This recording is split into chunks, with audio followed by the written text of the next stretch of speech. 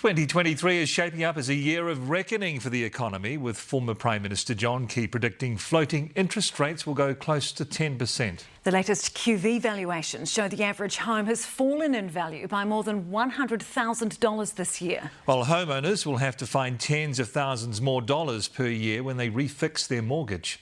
Adam Hollingworth reports. Hold on to your purse strings, we're in for a bumpy ride. Because we've saved and we don't spend a lot. I've just been to the warehouse and bought all bargains. You really have to watch out on the grocery that you're buying, like clothes and everything. I'd have to work a lot smarter and I'd have to become a lot more disciplined. As the economy wobbles, former PM John Key, now chairing ANZ, says the Reserve Bank has a tough job. They're trying to basically land an Airbus A380 on a postage stamp. And you've got to really get into recession to stop that. ANZ's own figures suggest wages have gone up by 6.7% this year, but some will see those rises eaten up as their mortgage payments double. Well, I think we're going to have floating rates very close to 10%.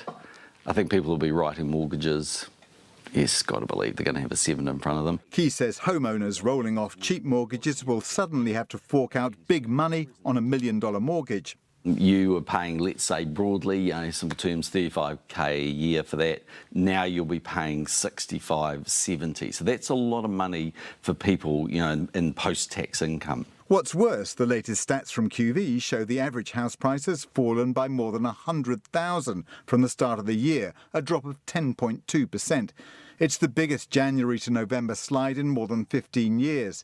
But there is some protection while the country is at nearly full employment. While we might have to tighten our belts, we can still afford the mortgage payments for those that have one. Next year might be quite telling, though, if we see a few businesses that are struggling, they have to lay off staff, unemployment starts to rise, we might then get into the situation of some distressed sales. At the same time, food prices rose 10.7% in the year to November, the biggest annual rise since September 2008. Big challenges as we hunker down. Next year, really a little bit of a year of reckoning and certainly a year of consolidation. Economist Brad Olson says there's a good chance we'll go into recession, or at the very least it'll feel like it.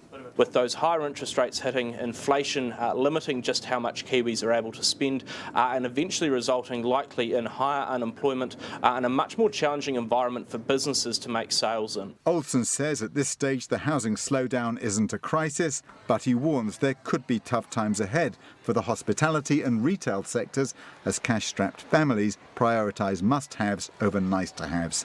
Adam Hollingworth, Newshub.